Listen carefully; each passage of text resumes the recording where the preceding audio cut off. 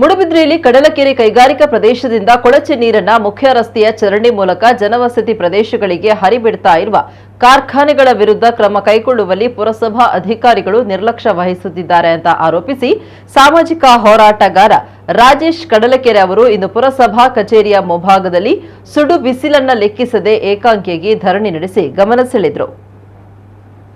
ಕಡಲಕೆರೆ ಕೈಗಾರಿಕಾ ಪ್ರದೇಶದಿಂದ ಕೊಳಚೆ ನೀರನ್ನ ಕಳೆದ ಹಲವು ವರ್ಷಗಳಿಂದ ಬೆಳ್ಮಂಡ್ ರಸ್ತೆಯ ಚರಂಡಿ ಮೂಲಕ ಜನವಸತಿ ಪ್ರದೇಶಕ್ಕೆ ಹರಿಯಬಿಡಲಾಗ್ತಾ ಇದೆ.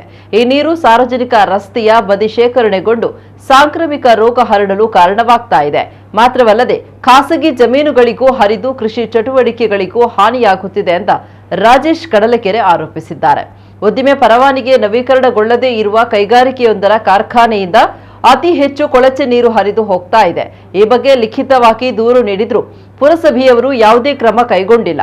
ಈ ಕೊಳಚೆ ನೀರಿನ ಪ್ರಭಾವದಿಂದಾಗಿ ತನ್ನ 77 ವರ್ಷ ಪ್ರಾಯದ ತಾಯಿಗೆ ರಕ್ತದೊತ್ತಡ ಹೆಚ್ಚಾಗಿ ಖಾಸಗಿ ಆಸ್ಪತ್ರೆಗೆ ದಾಖಲಾಗಿ ಚಿಕಿತ್ಸೆ ಪಡೆದುಕೊಂಡಿದ್ದಾರೆ. ಒಂದೊಮ್ಮೆ ಯಾವುದೋ ಪ್ರಾಣಹಾನಿ ಸಂಭವಿಸಿದ್ರೆ ಪುರಸಭೆಯ ಅಧಿಕಾರಿಗಳೇ ನೇರ ಹೊಣೆ ಎಂದಿರುವ ಅವರು ತನಗೆ ನ್ಯಾಯ ಬೇಕು ಅಂತ ಒತ್ತಾಯಿಸಿದ್ದಾರೆ. ಧರಣಿ ಕುಳಿತ ಸ್ಥಳಕ್ಕೆ ಆಗಮಿಸಿದ ಪುರಸಭಾ ಮುಖ್ಯ ಅಧಿಕಾರಿ ಮತ್ತು ಪರಿಸರ ಇಂಜಿನಿಯರ್ ಶಿಲ್ಪಾ ಅವರು ತಾನು ಆ ಪ್ರದೇಶಕ್ಕೆ ಭೇಟಿ ನೀಡಿ ಪರಿಶೀಲಿಸಿದ್ದು ಸಂಜೆಯೊಳಗೆ ಸೂಕ್ತ ಕ್ರಮ ಕೈಗೊಳ್ಳುತ್ತೇನೆ ಎಂಬ ಭರವಸೆಯನ್ನ ನೀಡಿದ್ರು. ಈ ಭರವಸೆಯ ಬಳಿಕ ರಾಜೇಶ್ ಕಡಲಕೆರೆ ಅವರು ಧರಣಿಯನ್ನ ಹಿಂತೆಗೆದುಕೊಂಡ್ರು. ನೋಡಿ, ಆ ಹೊಂಡದಲ್ಲಿ ಕೂಡ ನೀರು ತುಂಬಿ ಸೊಳ್ಳೆಗಳು ಹಾರಾಡುತ್ತಾ ಇವೆ. ಯಾರತ್ರ ಕೇಳಿ ಅವೈಜ್ಞಾನಿಕವಾದ ರೀತಿಯಲ್ಲಿ ಮಾಡ್ತಾ ಇದ್ದೀರಿ ನೀವು? ಯಾರಿಗೆ ಕಣ್ಣು ಮಣ್ಣೆರಿಸ್ತಾ ಇದ್ದೀರಿ ನೀವು? ಯಾರು ಕೇಳುವವರೇ ಇಲ್ಲ ಈ ಮೂಡುಬಿದ್ರೆ ಪುರಸಭೆಗೆ. ನಾವು ಮೊದಲಿಗೆ ಹೇಳ್ತಾ ಇದ್ದೇವೆ, ನಮ್ಮ ಈ ಧರಣಿ ಸತ್ಯಾಗ್ರಹ ನಾನು ಏಕಾಂಗಿ ಇವತ್ತು ಹೋರಾಟ ಮಾಡ್ತಾ ಇದ್ರೆ ಇದರ ಅರ್ಥ ನಾನೇನು ಕೈ ಚೆಲ್ಲಿ ಕೂತು ನಂತರ ಯಾರು ಇಲ್ಲಿ ಸಾರ್ವಜನಿಕ ಇಲ್ಲ ಅಂತ ಯಾರು ಎಣಿಸಿಕೊಳ್ಳೋದು ಬೇಡ. ನಾನು ಏಕಾಂಗಿ ಹೋರಾಟ ಮಾಡಿ ಇದರ ಸಾರ್ವಜನಿಕ ಹೋರಾಟವನ್ನು ಮಾಡ್ತೇನೆ, ಕಾನೂನು ರೀತಿಯಲ್ಲಿ ಹೋರಾಟವನ್ನು ಮಾಡ್ತೇನೆ.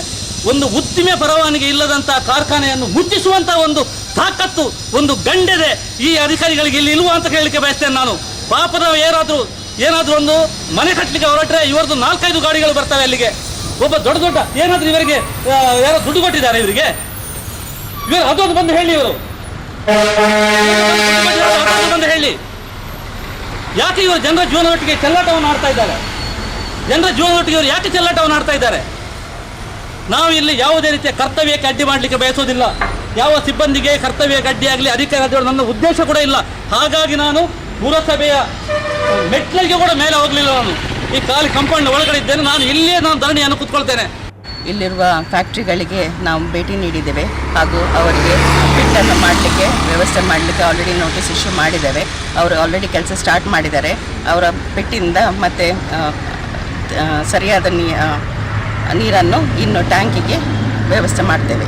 ಈ ಪ್ರಾಬ್ಲಮನ್ನು ಇವತ್ತಿಗೆ ಸಾಲ್ವ್ ಆಗ್ತದೆ.